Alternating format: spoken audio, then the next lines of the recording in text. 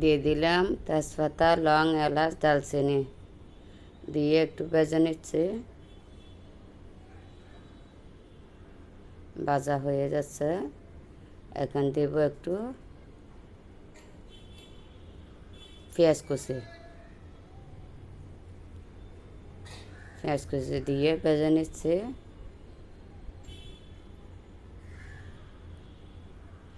ভাজা হয়ে গেছে পেঁয়াজ কুচি। এখন দিয়ে দেব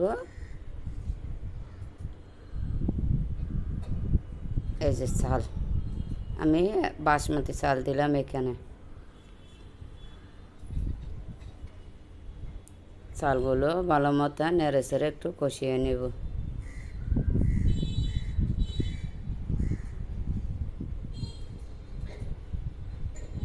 কষিয়ে নিয়ে একটু দিয়ে দিলাম আদা বাটা, একটু রসুন বাটা দিয়ে আর একটু কষিয়ে নিলাম।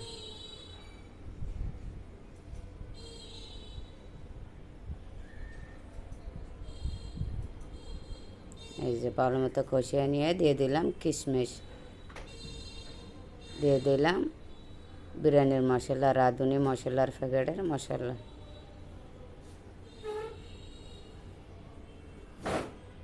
ভালো মতো কষিয়ে নিলাম। দিয়ে দিলাম কয়েকটা কাঁচামরিচ দিয়ে নেড়ে চেড়ে নিলাম।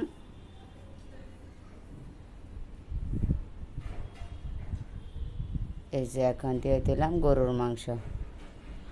আজকের বিরিয়ানি রান্না হবে গরুর মাংস দিয়ে, বাসমতি চাল দিয়ে। দিয়ে আমি ভালো মতো মিক্স করে একটু নেড়ে চেড়ে কষিয়ে নেব। যে ভালো মতো এক খাতা নাড়তেছি, তাই একটু নাড়তে কষ্ট হচ্ছে। দিয়ে দিলাম লবণ, স্বাদ মতো লবণ দিয়ে দিলাম। আমার মোবাইলের স্ট্যান্ড নাই, তাই ভিডিও করতে একটু কষ্ট হয়। এখন দিয়ে দিলাম গরম পানি।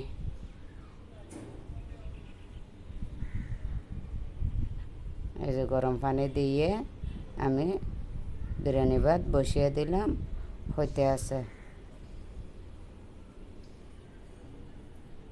যে মাশাআল্লাহ। এখন দিয়ে দিলাম কয়েকটা আলু বোখরা, টক আলু বোখরাটা। এটা আমার ছেলেরা খুব পছন্দ করে, তাই।